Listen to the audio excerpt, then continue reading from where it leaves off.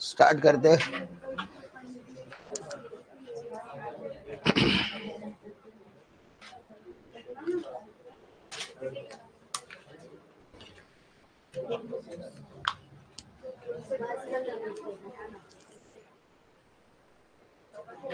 My dears, day 5 OCM chapter number 3।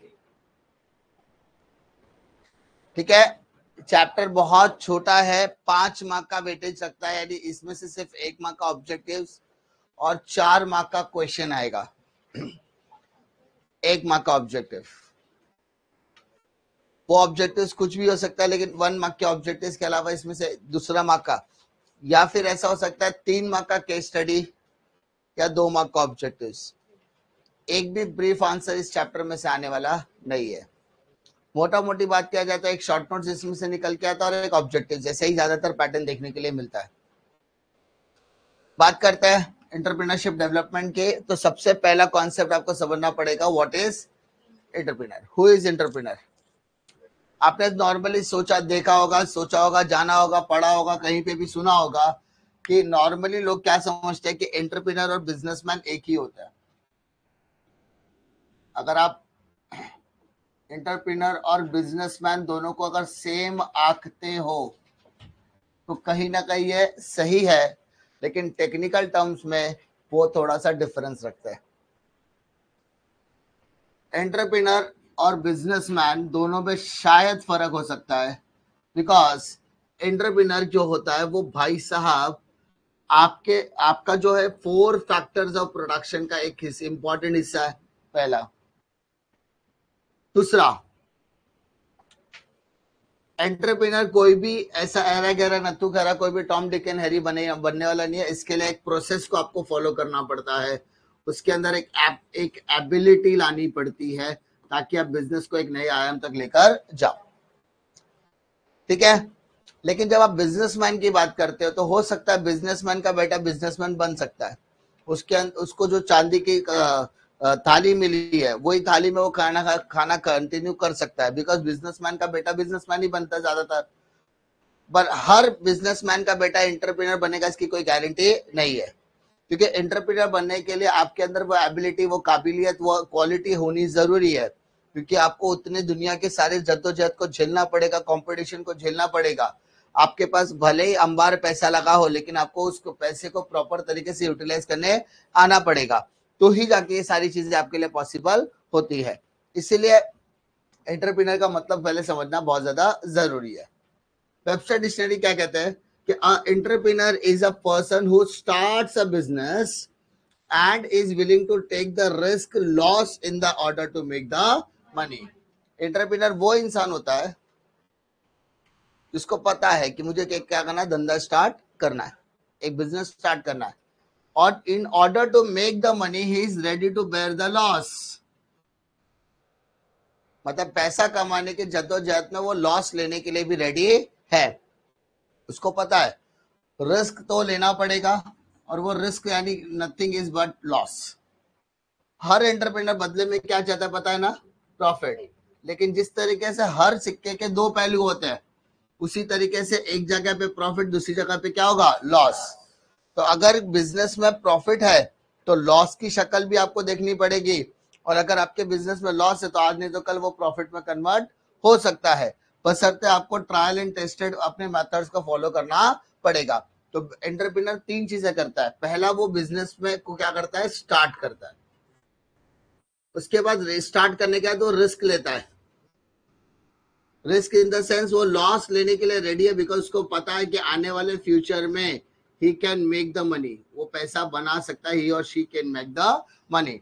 तो entrepreneur क्या करता है, वो बिजनेस स्टार्ट करता है in order to make the money, he is able to bear the loss as well, यानी वो लॉस झेलने के लिए भी तैयार होता है.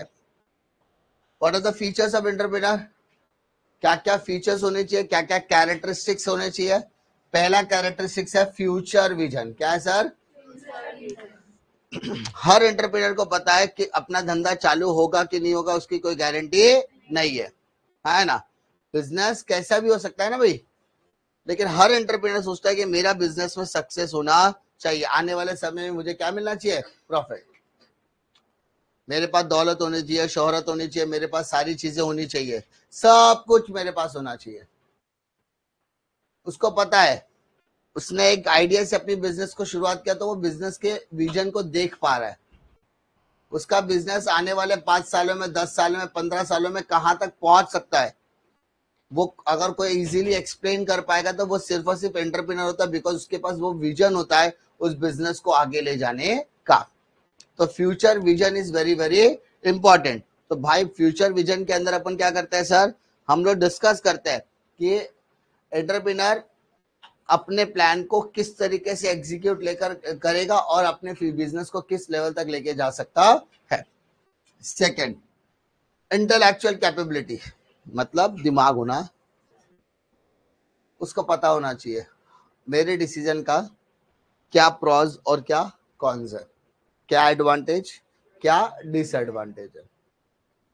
इंटेलेक्चुअल कैपेबिलिटीज का मतलब होता है भाई सोचने समझने की शक्ति उसके पास होनी चाहिए.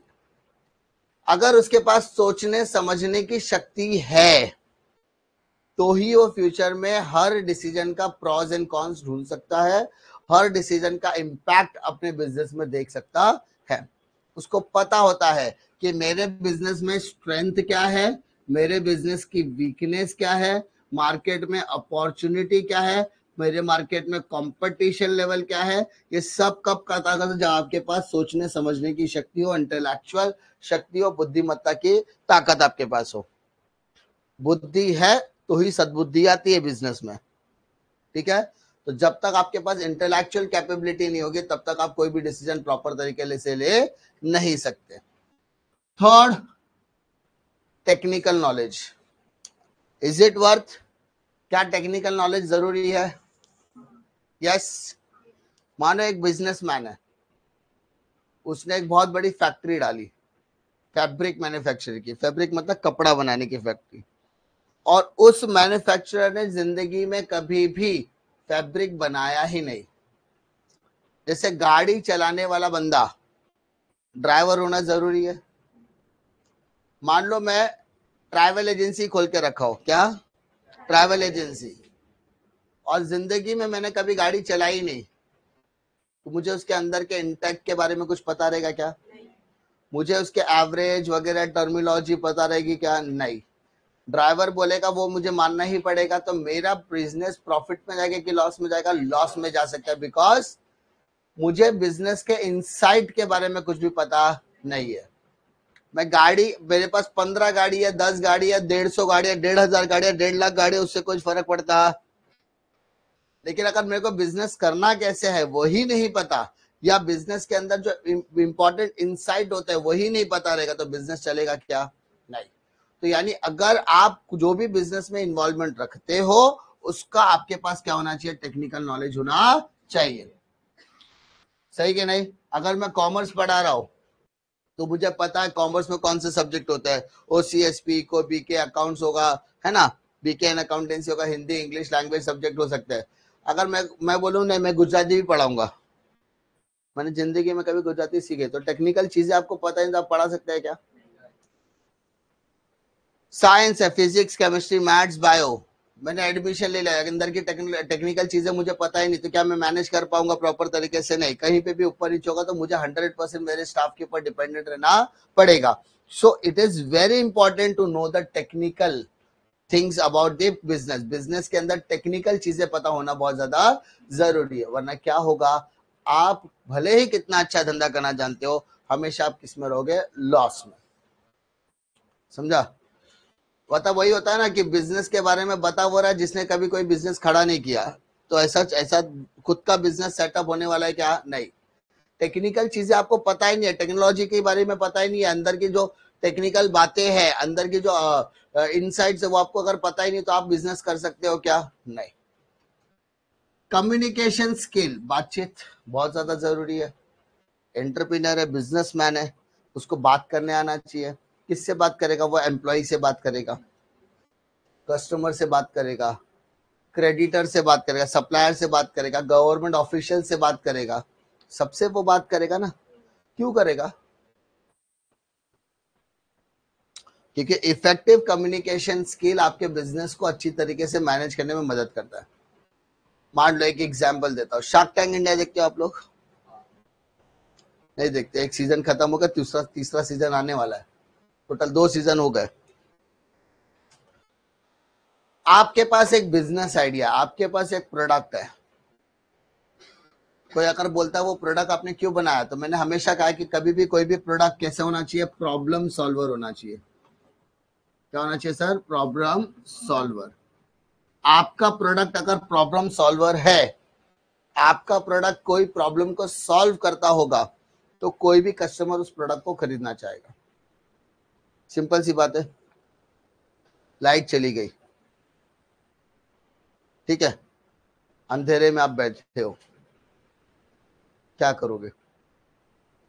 अंधेरे को उजाले में कन्वर्ट करने के लिए क्या करोगे? मोमबत्ती लगाओगे। तो मोमबत्ती आपकी क्या है? प्रॉब्लम सॉल्वर है। तो आपने बोला यार ये तो बहुत ज्यादा फायदा है।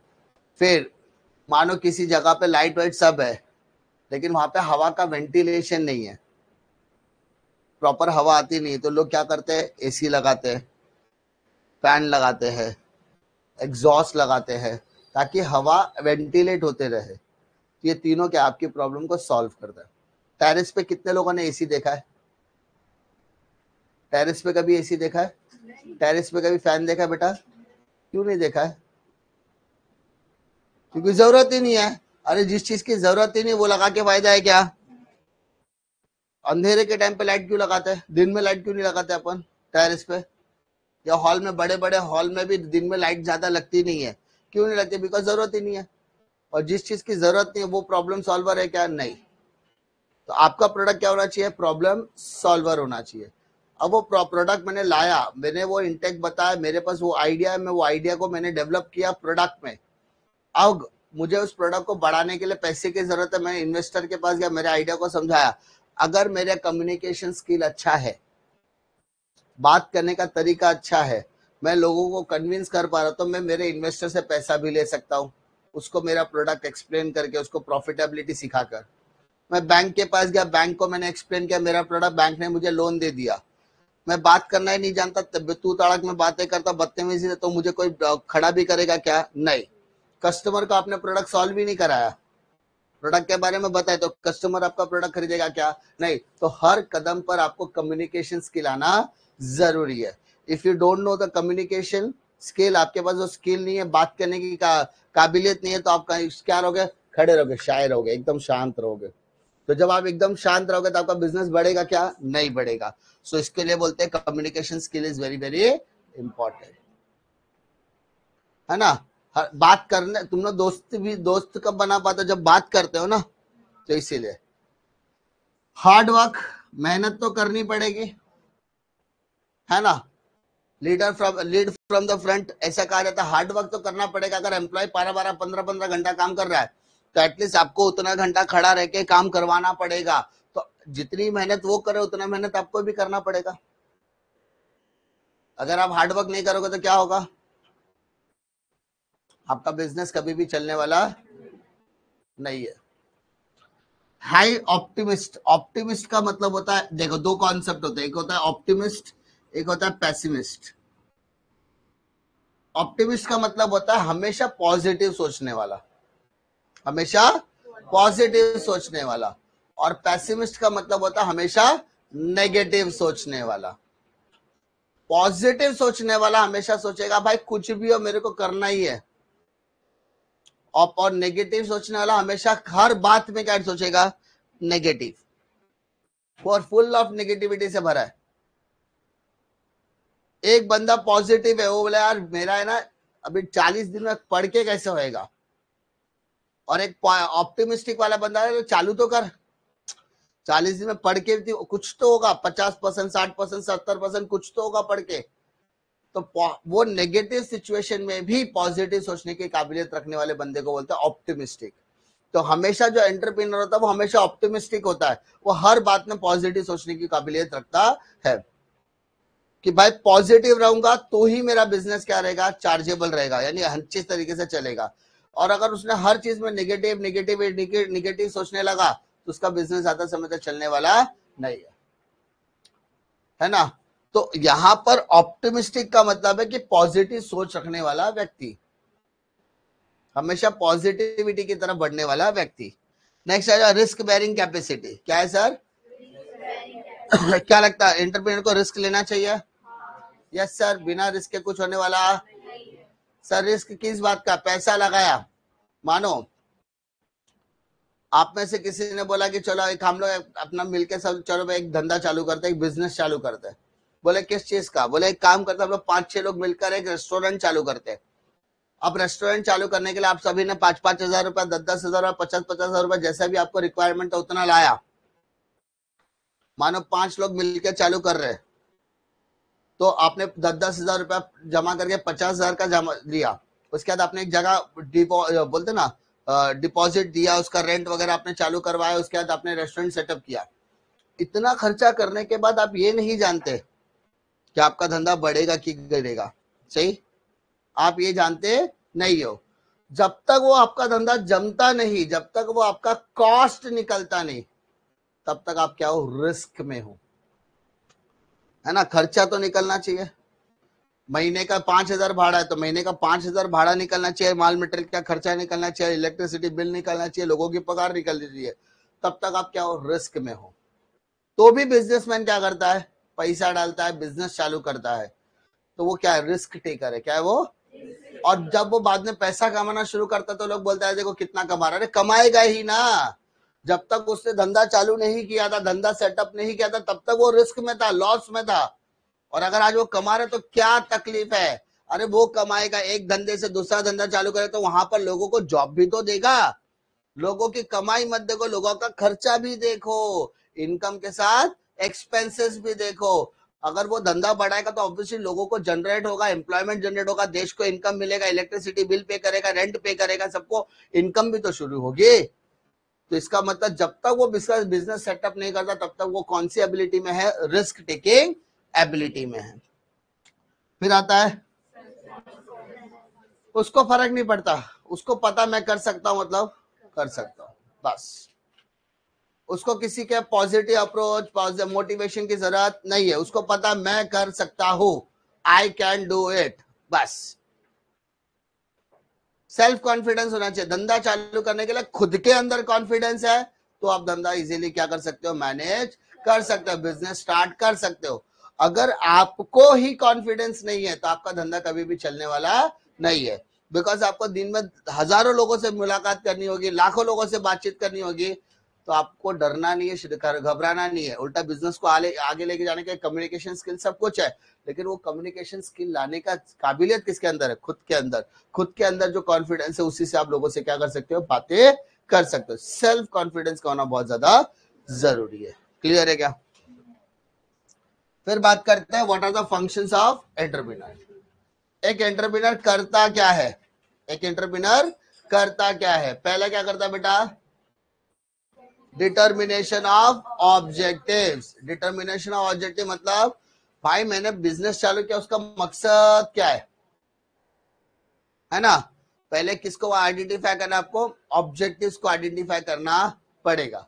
सेकंड, प्रोडक्ट में क्या चाहिए? इनोवेशन। आपका धंधा दूसरे के धंधे से कैसे अच्छा है वो बताओ। अगर आपने वो आंसर ढूंढ लिया तो आपका बिजनेस क्या होगा? आगे की तरफ बढ़ेगा, सही कि नहीं? 12th की बात सब चला रहे, आपके पास क्यों है? उसका रीजन आपके पास होना चाहिए, है ना। वड़ा पाव तो हर गली में 10-10 वड़ा पाव बेचने वाले, लेकिन किसी एक का वड़ा पाव बहुत ज्यादा फेमस होता है, उसका रीजन क्या है? इनोवेशन। सुना है कि नहीं? वड़ा पाव के अंदर भी अलग अलग वैरायटी आ गई है।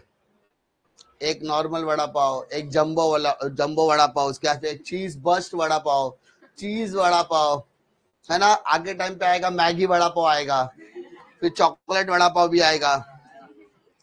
आया है, मेरे को नहीं पता, मैंने अभी तक ट्राई नहीं किया। हाँ, वो लोगों को इनोवेशन, प्रोडक्ट में इनोवेशन। मैगी बनाते, चाय बनाते, चॉकलेट डाल के लोग चाय बनाते। अरे भाई साहब, मैगी की कंपनी का जो ओनर है, नेस्ले का जो ओनर है, अगर उसने देख लिया कि मैगी इस तरीके से एक्सपेरिमेंट की जा रही है, वो बोलेगा एक काम करो मैगी बंद करो।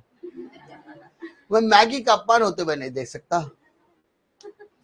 अरे मैगी जब चाहो, फैंटा में मैगी, कोको कोला में भी मैगी, चाय बनाते उसमें भी मैगी डाल देते हैं।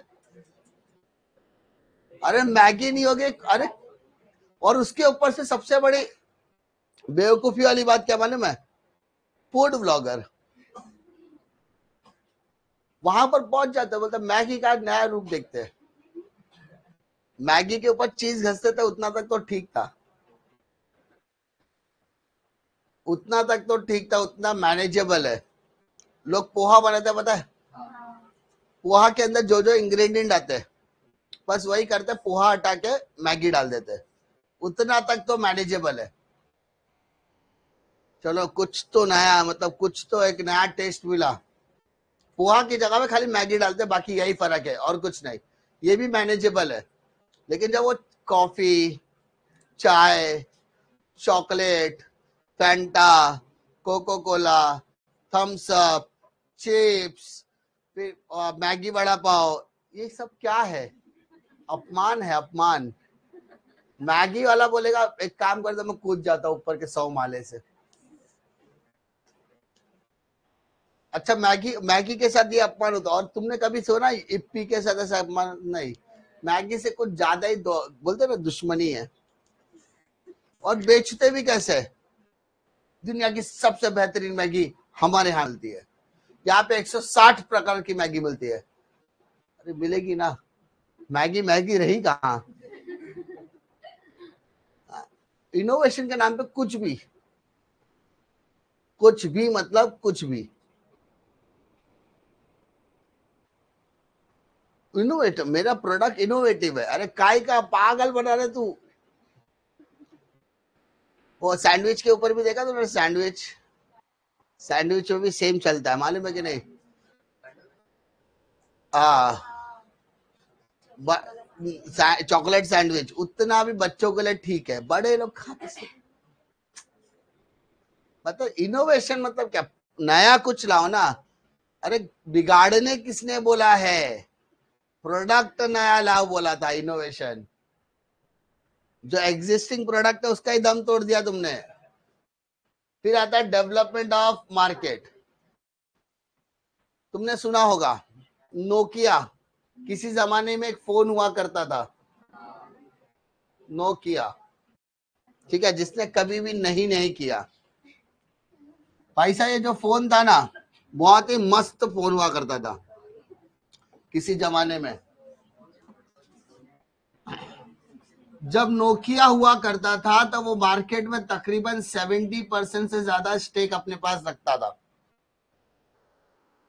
एंड उस समय पर सेकेंड लार्जेस्ट अगर मैन्युफैक्चरर कोई होगा तो होगा सैमसंग, विद 23% स्टेक। 23% हिस्सा किसका था, सैमसंग के पास था। चलो मैं एक एग्जांपल देता हूं, सबसे बेस्ट एग्जांपल देता हूं, ये दो चीजों के। इनोवेशन के मामले में एप्पल इनोवेटर है क्या, नहीं है। एप्पल का कोई इनोवेशन नहीं है, खाली वो क्या करता है, Apple iPhone 11, 12, 13, 14, 14 pro, pro max, यही करता है बस। 15 आया, 15 आएगा, मिनी आएगा, फिर प्रो आएगा, फिर प्रो मैक्स आएगा। उसके प्रोडक्ट में क्या इनोवेट है, कुछ नहीं। कभी वो साइड बार ऊपर नीचे साइड ये कर देते, कैमरा थोड़ा इधर उधर कर देते, 2 की जगह पे 3, 3 की जगह पे 4, 4 की जगह पे 3, ऐसा करते बस। इनोवेशन में अगर किसी को सीखना है कि इनोवेटिव प्रोडक्ट कौन लॉन्च करता है, लर्न फ्रॉम द सैमसंग। जिंदगी में कभी किसी ने फोल्डेबल फोन नहीं सुना तो उसने लेकर आ गया, फ्लिप फोन लेकर आ गया, उसको इनोवेशन बोलेंगे, ठीक है। And with the help of their innovation, उनके इनोवेशन की वजह से आज सैमसंग का मार्केट तकरीबन 60% से ज्यादा है।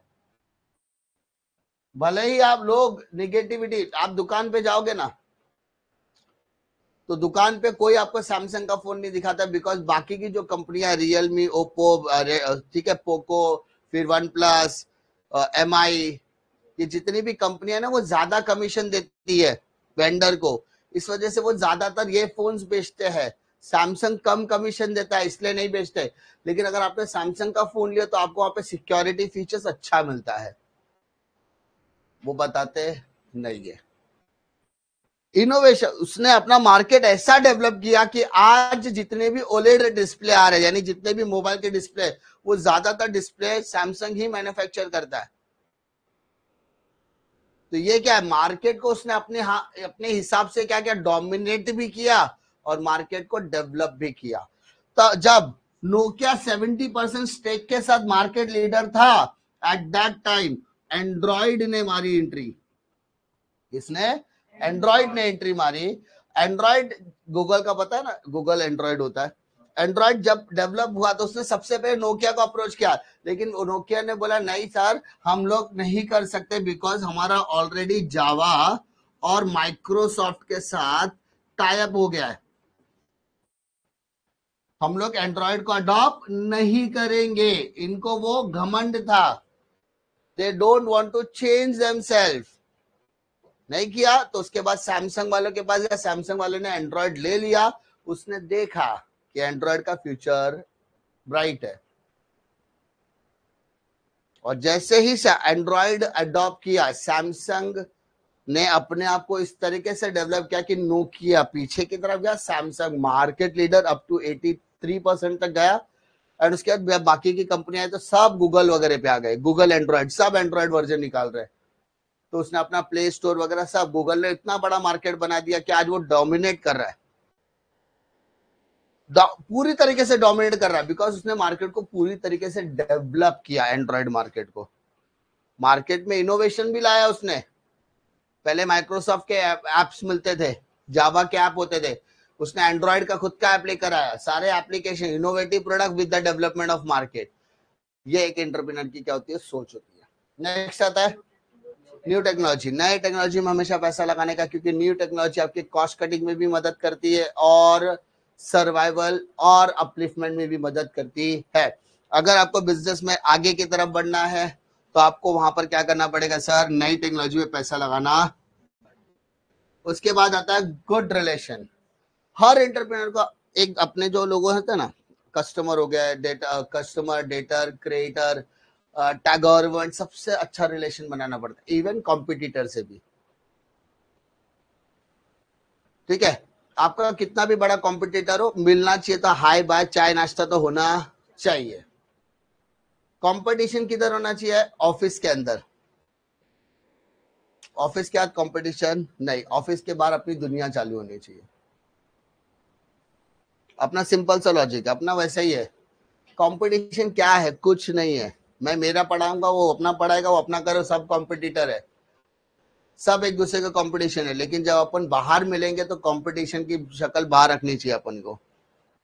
अपना बिजनेस का सीक्रेट बाहर नहीं निकालने का, उनका बिजनेस का सीक्रेट पूछने का नहीं, ये कंपटीशन। लेकिन जब अपन बाहर मिलते हैं कॉम्पिटिटर के साथ या फिर गवर्नमेंट के साथ, जब अपन बात करते, कस्टमर के साथ बात करते, तो अपना अच्छा रिलेशन मेंटेन रहना चाहिए। हमारे बिजनेस में भी बच्चा बोलता है हमको इधर ही आने का है, और जो बच्चा मना करता है उसका माँ बाप बोलता है तू तो जाएगा इधर ही। Because we maintain a both relationship, parents के साथ भी रिलेशनशिप मेंटेन करके, बच्चे के साथ भी रिलेशनशिप मेंटेन करके रखा है। अगर उसके अलावा दोनों का मन बदल गया, फीस वीस बाकी, तो भाग जाते हैं, क्योंकि मालूम है देना पड़ेगा। तो ऐसा होता तो बात अलग है। लेकिन गुड रिलेशन सबके साथ, क्या कि 15 साल बाद भी बच्चा मिले तो रास्ते में हाय बाय नमस्कार वगैरह तो करता ही है। तो हर एंटरप्रेन्योर चाहता है कि हर इंसान के साथ वो क्या करे, अच्छा रिलेशन मेंटेन करे, क्योंकि फ्यूचर में वही उसका क्या लाने वाला है, बिजनेस लाने वाला है। समझा। आज कोलगेट का प्रोडक्ट मार्केट में सबसे ज्यादा क्यों बिकता है, बिकॉज उसके रिपीट कस्टमर ज्यादा है। नए कस्टमर कम है, रिपीट कस्टमर ज्यादा है। और हर बिजनेस चाहता है कि उसके पास रिपीट कस्टमर होने चाहिए, क्योंकि रिपीट कस्टमर मार्केट में गुडविल क्रिएट करते हैं। और जो न्यू कस्टमर है वो बिजनेस के अंदर कैश लेकर आता है, जो दोनों ही बिजनेस के लिए जरूरी है, जो अपने बिजनेस के लिए क्या है, जरूरी है। ऑर्गेनाइजिंग फंड्स, पैसा है तो उसको ऑर्गेनाइज करना पड़ेगा, पैसा नहीं है कुछ कर सकते हैं क्या? कल अपन ने डिटेल में कॉर्पोरेट फाइनेंस में पढ़ा था, बिना पैसे के कुछ होने वाला। बिजनेस चालू करना है क्या चाहिए? पैसा। बिजनेस बंद करना है क्या लगेगा? बिजनेस चलाना है क्या लगेगा? नई मशीन लाना है तो भी क्या चाहिए? पैसा। जिसके पास पैसा उसको दुनिया क्या पूछती है? कैसा। टेकिंग डिसीजन, पैसा लेना जरूरी है ना? उसी तरीके से मार्केट में अगर आप लीडर बनना चाहते हो तो आपको टाइमली डिसीजन लेना जरूरी है। सर टाइमली डिसीजन मतलब क्या? समय पे डिसीजन लेना जरूरी है। ये नहीं क्या ठीक है ना, ठीक है आए नहीं तो 12वीं का ना अगले साल आएगा, ऐसा नहीं। आपको समझ में आना चाहिए कि आपका बिजनेस का पिक पॉइंट क्या है। जैसे हमारे कोचिंग इंडस्ट्री का पिक पॉइंट रहता है, जैसे अगर यूट्यूब की बात करो, ऑनलाइन की बात करो तो हमारा पिक पॉइंट होता है जनवरी, फरवरी और मार्च। ऑफलाइन का बात करो तो मार्च, अप्रैल, मई और जून, ये हमारा पिक पॉइंट होता है। इस पर्टिकुलर टाइम में हर लोग एक्टिवेट हो जाते हैं। कहां पर? बिजनेस में, है ना? जो ऑनलाइन वाला एजुकेटर है वो ये टाइम पे बहुत एक्टिव रहेगा, और जो ऑफलाइन वाला प्लेयर है वो 3 महीने 4 महीने, क्योंकि उसको पता है 4 महीने में बिजनेस जमा करना है, बाद में घूमने भी जाएगा तो भी टेंशन नहीं, क्योंकि बिजनेस आराम से चलेगा। लेकिन अगर ये 4 महीने में से 1 महीना 1.5 महीना गायब हो गया ना, तो उसका जो कस्टमर था वो कहीं और जाकर शिफ्ट हो जाने वाला है।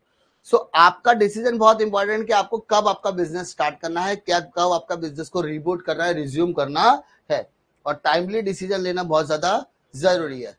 वरना क्या होगा, आपका अपॉर्चुनिटी कोई और के हाथ में चला जाएगा। ठीक है, next. Now come to EDP. Sir EDP मतलब क्या? Entrepreneurship development programme. Entrepreneurship development programme, क्या सबको पता है एंटरप्रेन्योरशिप डेवलपमेंट प्रोग्राम क्या होता है? उसी के बारे में डिस्कस करेंगे। EDP has been defined as a program designed to help a person in strengthening his entrepreneurial motive and in acquiring the skill and capability necessary for playing his entrepreneurial role efficiently. ऐसा कहा जाता था कि जो पहले businessman था ना, वो माँ के पेट से बिजनेसमैन बन के आता है। मतलब मुकेश अंबानी का बेटा एंड बिजनेसमैन ही बनेगा क्योंकि उसके पास पैसा है। लेकिन आज के जमाने में ऐसा जरूरी नहीं है। अगर आपके पास एक आइडिया है, क्या है आइडिया? समझ में आता है? प्रोडक्ट का आइडिया है। अगर वो प्रोडक्ट के आइडिया को आपने अपने इन्वेस्टर को समझा दिया, तो वो इन्वेस्टर आपके प्रोडक्ट में क्या लगाएगा? पैसा। और आप अपने प्रोडक्ट को क्या करोगे? डेवलप, और मार्केट में सेल करोगे। आपके प्रोडक्ट को प्रमोट भी करेगा, सेल भी करेगा, मदद करेगा आपके बिजनेस को खड़ा करने के लिए। उसके लिए आपके पास कोई एक्सपीरियंस वगैरह नहीं रहेगा तो भी चलेगा, जिसे हम स्टार्टअप का नाम देते हैं। किसका नाम देते हैं सर? स्टार्टअप। सुना है नाम? आजकल बहुत ज्यादा स्टार्टअप चलते, पता है कि नहीं? नए बिजनेसेस, नए नए धंधे चालू बहुत होते हैं, और उसके पीछे कोई भी इन्वेस्टर नहीं होगा तो भी कोई टेंशन लेने की बात नहीं, because business startup is very very important. अब ईडीपी क्या करता है? जिनके पास किसी भी तरीके का एंटरप्रेन्योरल नॉलेज नहीं है, बिजनेसमैन बनने की कोई भी काबिलियत नहीं है, ऐसे लोगों को वो ट्रेनिंग देना, वो डेवलपमेंट एक्टिविटी कराना, उनको पैसे प्रोवाइड करना, पैसे के लिए इन्वेस्टर से मीट करवाना, उनको वो तरीके से ट्रेनिंग देना क्या कि वो आगे जाकर अपना बिजनेस तैयार कर सके। इन सभी प्रोग्राम्स को कहा जाता है ईडीपी। क्या कहा जाता है? EDP was first introduce in 1970 in Gujarat, was sponsored by Gujarat Industrial Investment Corporation। उन लोग कहते हैं कि भाई साहब टेंशन की बात नहीं, अगर आपके पास कोई प्रोडक्ट है, प्रोडक्ट के रिलेटेड आइडिया है, आइडिया को आप हमको समझा, हम वो प्रोडक्ट को डेवलप करके आपका बिजनेस खड़ा करने में मदद करेंगे।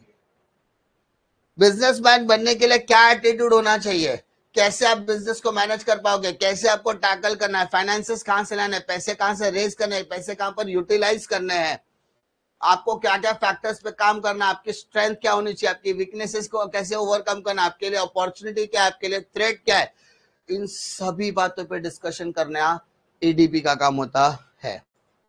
एक एग्जांपल, सिंपल एग्जांपल, मान लो क्लासरूम में बैठा हुआ किसी स्टूडेंट को मैंने बोला चल बेटा कल से पढ़ाना चालू कर, सर मेरे को तो पढ़ाने आता ही नहीं है।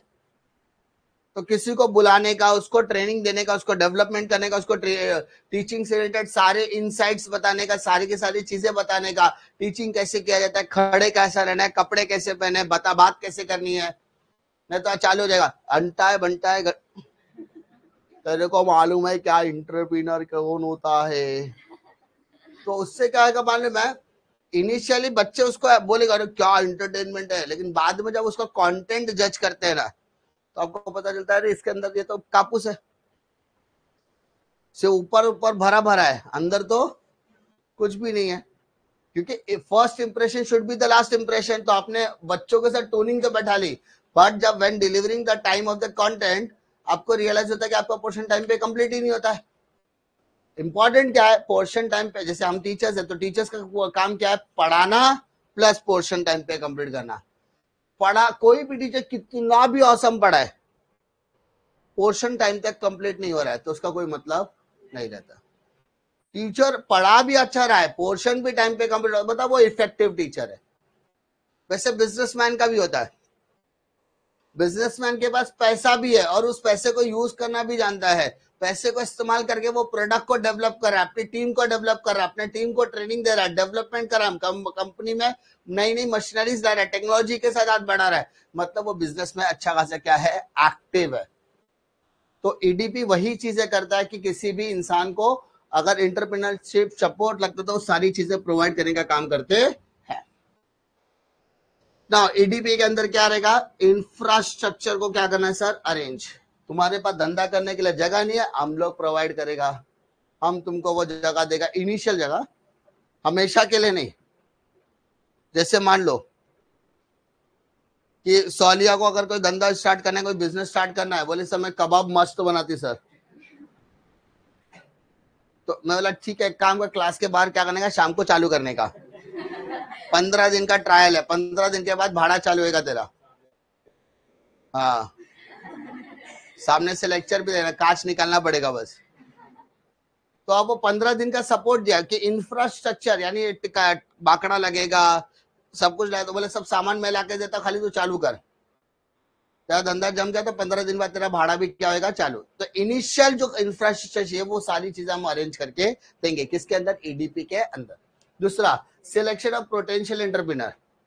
ईडीपी क्या करता है, कबाब तो सब बनाते हैं, है ना, अगर तुमको बोला तुम भी बना के देंगे, तो मुझे सबसे बेहतरीन कौन बनाता है उसको चूज करना है। मतलब जैसे मेरे को अगर कोई धंधा चालू करना है, रेस्टोरेंट चालू करना है, तो मेरे को इंफ्रास्ट्रक्चर चाहिए, मेरे को एक होटल चाहिए, एक जगह चाहिए, सब कुछ मैं लाऊंगा, लेकिन मुझे चूज करना कि एक पर्टिकुलर बंदा चाहिए जो प्रॉपर तरीके से उसको मैनेज कर पाए। तो एंटरप्रेन्योर को क्या करना है, सपोर्ट। उसके बाद आइडेंटिफाई करना है कि उसका बिजनेस कैसा है, identification of the enterprise.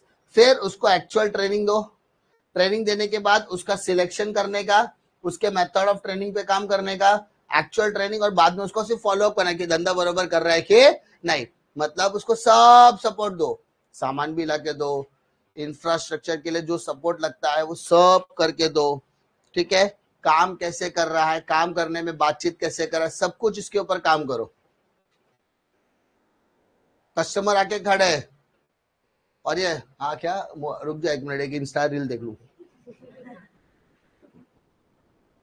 Customer वहां पे बैठा खड़ा है मस्त, वो ये भाई हाँ कच्चा बादाम चालू है, ऐसा होना नहीं चाहिए। तो बादल बरसा बिजली, ये चल रहा है, फिर बादल जो है जैसा धप सीधा इधर चटका, होता कि नहीं होता है? जब आपका ध्यान भटकता है आपके साथ अनफॉर्सीन इवेंट हो जाते हैं, अनफॉर्चुनेट इवेंट्स हो जाते हैं, तो वैसा नहीं होना चाहिए। तो आपको वो ट्रेनिंग मिलनी चाहिए, वो प्रॉपर माइंडसेट आपको मिलना चाहिए कि धंधा कैसे चलाया जाए, उसके लिए क्या क्या चीजें लगेगी, ताकि आप सेफ्टी एंड प्रिकॉशंस के साथ बिजनेस को इजीली कर पाए। क्लियर है? फिर आता है ईडीपी का मेन मकसद क्या है, ठीक है? पहला, foster entrepreneur growth in the country, country के अंदर एंटरप्रेन्योर्स होने चाहिए, बिजनेसमैन होने चाहिए कि नहीं होने चाहिए? क्यों होने चाहिए? मैंने हमेशा कहा किसी भी देश का डेवलपमेंट उसके बिजनेसमैन के ऊपर डिपेंड होता है। बिजनेसमैन जितना ज्यादा ग्रोथ करेगा उतना एम्प्लॉयमेंट जनरेट होगा। अरे मैं कहता हूं, अगर कोई बिजनेसमैन करोड़ों रुपया कमा रहा है तो क्या दिक्कत है अगर वो लाखों लोगों को जॉब दे रहा है? तो करोड़ों लोगों को जॉब दे रहा है, जॉइंट वेंचर के जरिए किसी बिजनेस के साथ टाइप करता है, वहां पर भी लोगों को एम्प्लॉयमेंट मिल रहा है। अरे एम्प्लॉयमेंट मिल रहा है तो अल्टीमेटली जाने वाला तो गवर्नमेंट के पिटारे में ही है। तो एक बिजनेसमैन के बढ़ने से क्या फर्क पड़ता है? ऐसा कि नहीं कि देश में 2-4 ही बिजनेसमैन बढ़े। मैं कहता हूं अपने नुक्कड़ पे पानी पूरी वाला है वो भी तो बिजनेसमैन है। अगर उसका धंधा भी अगर वो बढ़ रहा है तो वो एक बंदे को रखेगा प्लेट धोने का, तो उसको भी तो दिन का 400 रुपया मिलेगा, इनकम मिलेगा, जीविका चलेगी। Now you have to understand between two things, एक होता है एंटरप्रेन्योर, एक होता है बिजनेसमैन। ठीक है? कुछ लोग कहते हैं ना कि हमने देश के युवाओं को इस तरीके से मोटिवेट किया है कि आज वो जहां जाए वहां जाकर क्या कर सकते हैं, काम कर सकते हैं। ठीक है आपने, बट जॉब किधर है? बोले जॉब तो है ही नहीं। तो मैंने किसी का इंटरव्यू देखा था कि उसमें ऐसा था कि आपके स्टूडियो के बाहर, आपके मतलब न्यूज चैनल के स्टूडियो के बाहर अगर कोई बंदा भजिया तल रहा है तो क्या वो एम्प्लॉयमेंट नहीं है? तो एंकर बोलता हाँ वो एम्प्लॉयमेंट है। हिम्मत नहीं है ना बोलने की। अरे भाई साहब, जो भाई भजिया तलने वाला बंदा है वो एम्प्लॉयमेंट नहीं है, वो जीविका है। इट इज, वो क्या कर रहा है, सिर्फ और सिर्फ अपने गुजर बसर कर रहा है। और जब जॉब ही अवेलेबल नहीं है तो वो कुछ तो करेगा जिंदगी जीने के लिए। तो उसने भजिया तल रहा है, तो भजिया तल रहा है तो उससे जो पैसा मिल रहा है उससे उसकी जिंदगी चल रही है। हाँ, उसके पास जो लोग काम कर रहे हैं शायद वो एम्प्लॉयमेंट है, बिकॉज वो महीने के पगार पर काम कर रहे हैं। समझा? So you have to be understand. आज यूथ ज्यादा पगलाया हुआ नहीं है, आज यूथ को कैसा बिजी रखा है गवर्नमेंट ने। समझ में आ रही है?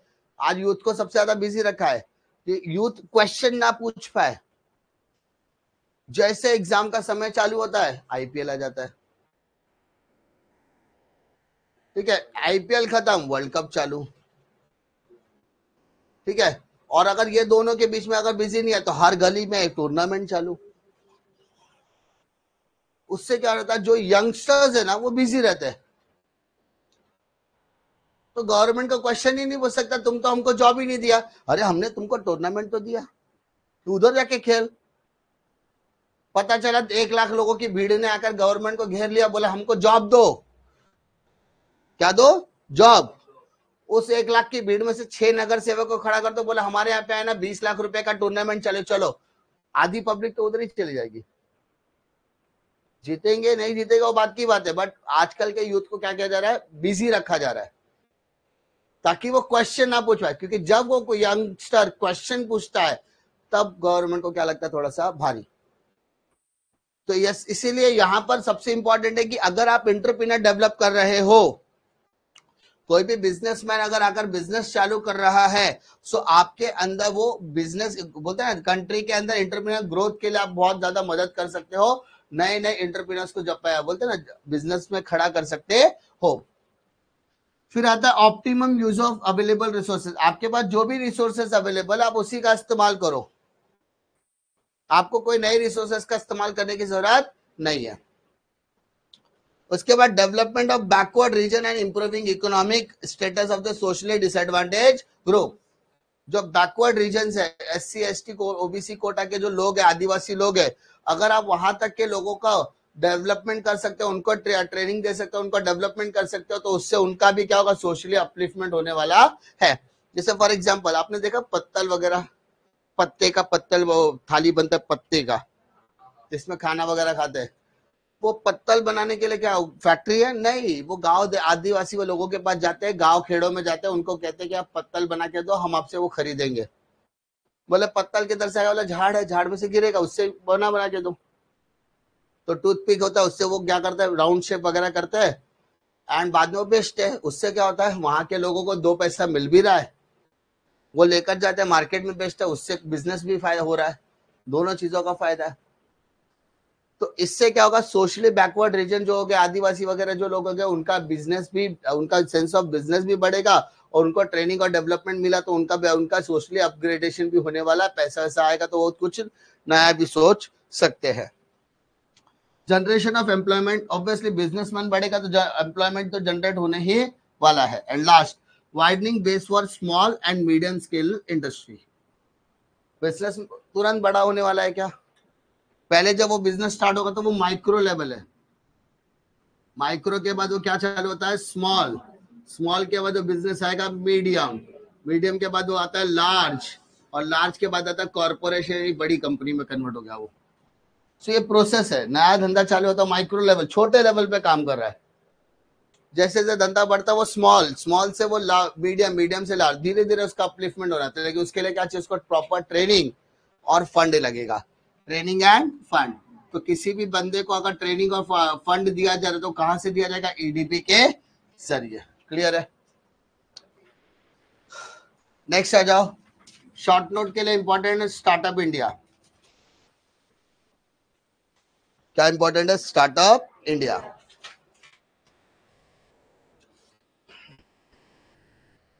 Startup India,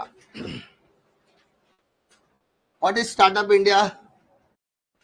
startup India is defined an entity having its headquarter in India, जिसका हेडक्वार्टर किधर होना चाहिए, इंडिया में, which has open less than 10 years ago, 10 साल से अंदर, जो अभी अभी खुला हो, अभी अभी मतलब तकरीबन 10 साल हुआ हो, उसके बाद 11 साल हो गया तो वो स्टार्टअप इंडिया में आएगा नहीं। And has actual turnover less than 100 crore. 3 condition, पहला, उसका हेडक्वार्टर कहाँ होना चाहिए सर, इंडिया में, वो बिजनेस को चालू हुए कितना समय होना चाहिए, लेस देन 10 years, और तीसरा, उसका टर्नओवर कितना होना चाहिए, लेस देन 100 करोड़। तीनों कंडीशन फुलफिल होती है, इसका मतलब वो बंदा क्या, वो बिजनेस क्या माना जाएगा, startup India. Startup India is an initiative of the government of India launch in the year 2016.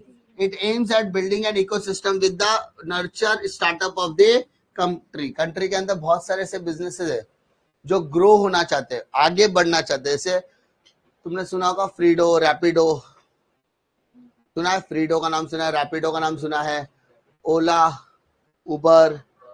उबर तो बहुत बड़ी कंपनी है, लेकिन उसके पीछे आया रैपिडो, आया गया। फिर डीमार्ट है, वो बहुत बड़ी कंपनी है। रिलायंस मॉल बहुत बड़ी कंपनी है, तो उसने छोटे छोटे बिजनेस को टेक ओवर किया, ग्रोफर को टेक ओवर किया, सुना है ग्रोफर का नाम, बिग बास्केट, है ना? ये सब छोटी छोटी कंपनियां थी, ये सब क्या था, स्टार्टअप इंडिया था, जिनका टर्नओवर, तो ये सब नई नई बिजनेसेस थे। तो इसका मेन काम क्या है कि गवर्नमेंट ऑफ इंडिया ने बोला जो छोटे छोटे बिजनेसेस है जो बड़ा होना चाहते हैं, उनको किसकी जरूरत है, गवर्नमेंट की सपोर्ट की जरूरत है। तो वो कहां पर आ जाएंगे, 2016 के बाद स्टार्टअप इंडिया की कैटेगरी में आ जाएंगे। इनका मेन मकसद क्या था कि इनको बैंक लोन की फैसिलिटी मिलनी चाहिए। कितने, जिनको कितना लोन मिल सकता है, 10 लाख से लेके to at least one SC and ST borrower, at least one woman borrower per bank branch for setting up the greenfield enterprises. मतलब लोन किनको मिलेगा, लोन स्टार्टअप वालों को मिलेगा, लेकिन वो स्टार्टअप का जो लोन रहेगा उसमें कम से कम एक SC या ST, शेड्यूल कास्ट या शेड्यूल ट्राइब, या कोई एक औरत होनी चाहिए बोरोवर की कैटेगरी में, और उनका लोन कितना मिलेगा, 10 लाख से लेके 1 करोड़ के बीच में। समझा? मतलब ओपन कैटेगरी वाले को पूछा, उनके लिए दूसरा stand up India. This enterprises may be manufacturing, service और ट्रेडिंग सेक्टर, ये कोई भी सेक्टर हो सकता है, मैन्युफैक्चरिंग, ट्रेड, सर्विस या trading sector. In case of non-individual enterprises, at least 51% of the shareholding and the controlling stakeholder will be held by either or by SC और ST women entrepreneur. मतलब एक ऐसा धंधा जिसमें पार्टनर्स है और उस पार्टनर में कोई एक SC ST या वुमेन होनी चाहिए. SC ST या वुमेन, उनके साथ अगर आप बिजनेस करते हो, या फिर शेड्यूल कास्ट, या फिर शेड्यूल ट्राइब, या फिर वुमेन, तीनों में से कोई एक या तीनों चलेगा तो भी चलेगा, तो भी उसको स्टार्टअप इंडिया की कैटेगरी में डाला जाएगा. बशर्ते आपको 3 कंडीशन फुलफिल करनी है. पहला, आपका हेडक्वार्टर इंडिया में होना चाहिए. दूसरा, आपका जो टर्नओवर है वो 100 करोड़ के अंदर होना चाहिए. तीसरा, आपको बिजनेस चालू के 10 साल के से ज्यादा होना नहीं चाहिए. चौथा, अगर आप स्टार्टअप के इंडिया की कैटेगरी में आ जाते हो तो आपको 10 लाख से लेके 1 करोड़ तक का लोन मिल सकता है. समझा? बशर्ते आपके उस बिजनेस के अंदर एक ST या SC या वुमेन होनी चाहिए. क्लियर है? ना एलिजिबिलिटी कंडीशन क्या है? आपकी एज 18 साल के ऊपर होनी चाहिए. जो प्रोडक्ट है वो किससे रिलेटेड होना चाहिए? Greenfield project. और आपकी होल्डिंग कितनी होनी चाहिए? 51%. आपका लोन जो रहेगा वो कौन सा लोन रहेगा sir? Composite loan. Composite loan मतलब बिजनेस के अंदर जितने लोग जुड़े होंगे सबको साथ में लोन मिलेगा. दूसरा, पर्पस ऑफ लोन क्या है? नया बिजनेस चालू करने के लिए आपको लोन दिया जाएगा. साइज ऑफ लोन क्या है? 75% ऑफ द प्रोजेक्ट कॉस्ट. मतलब अगर आपने कंपनी से 100 रुपया मांगा, बैंक से 100 रुपया मांगा, तो आपको सिर्फ कितना मिलेगा? 75. बाकी 25% आपको अपनी जेब से अरेंज करना पड़ेगा. एंड लास्ट में रीपेमेंट, रिपेबल इन 7 ईयर्स. ठीक है? उसके अलावा भी आपको प्लस 1.5 साल का मॉनेटरियम बेनिफिट मिल सकता है. मॉनेटरियम मतलब आपको ब्याज पे ब्याज नहीं देना पड़ेगा, इंटरेस्ट पे इंटरेस्ट देना नहीं पड़ेगा. क्लियर है? अगर आपने EMI वगैरह बाउंस भी होगा तो भी आपको उसके ऊपर ब्याज लगने वाला नहीं है, इंटरेस्ट पे इंटरेस्ट नहीं लगेगा. नेक्स्ट आ जाओ, last question of the day, agro tourism. Important छोटा सा कॉन्सेप्ट है, इसीलिए. एग्रो टूरिज्म का मतलब क्या होता है बेटा? Agro tourism is the idea of bringing urban resident. Urban मतलब शहर के लोगों को गांव की तरफ अट्रैक्ट करने के लिए, शहर के लोगों को गांव की तरफ अट्रैक्ट करने के लिए आप क्या करते हो? एग्रो टूरिज्म कहा जाता है. क्या कहा जाता है? जैसे होता है ना, हम लोग मुंबई वाले हैं ज्यादातर, जैसे स्कूल की छुट्टी लगी किधर भागते हैं? गांव. तो क्या उसको एग्रो टूरिज्म बोल सकता है? यस और नो, दोनों. हाँ या ना, दोनों कैटेगरी में आता है. अगर आपका घर ही उधर है तो क्या एग्रो टूरिज्म. लेकिन अगर आप घूमने के लिए मनाली वहां न जाकर आप अगर आप कोकण वगैरह, रत्नागिरी, गोकर्ण, सिंधुदुर्ग वगैरह में जाकर घूम कर आते हो तो उसको कहा जाएगा एग्रो टूरिज्म. लेकिन रत्नागिरी में आपका घर ही है तो अरे वो टूरिज्म थोड़ी ना कहलाएगा, वो तो रेसिडेंट कहलाएगा. टूरिज्म का मतलब होता है कि आप किस अट्रैक्ट कर रहे हो शहर के लोगों को गांव में आकर अपनी छुट्टियां बिता रहे, जिससे उनके वहां के लोगों को भी क्या मिलेगा? 2 पैसा एम्प्लॉयमेंट के तौर पर मिलेगा. ठीक है? उसके बाद second, state of Maharashtra is the pioneer state.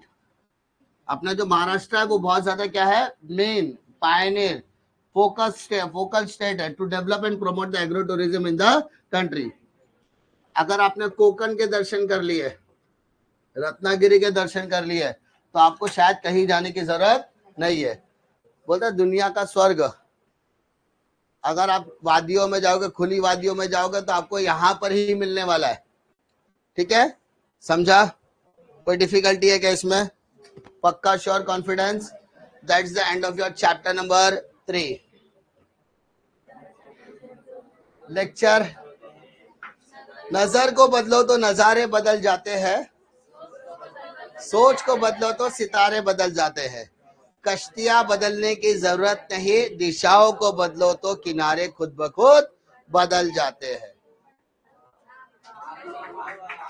मतलब सिंपल सा मतलब है, don't think so much. Over thinking करने की जरूरत नहीं है. सिंपल सी बात है, जो चीज आपको इम्पॉसिबल लगता है उसको पॉसिबल किया जाता है with the help of practice and planning. अगर आपने अपना नजरिया बदला, पॉइंट ऑफ व्यू बदला, तो सब कुछ पॉसिबल है.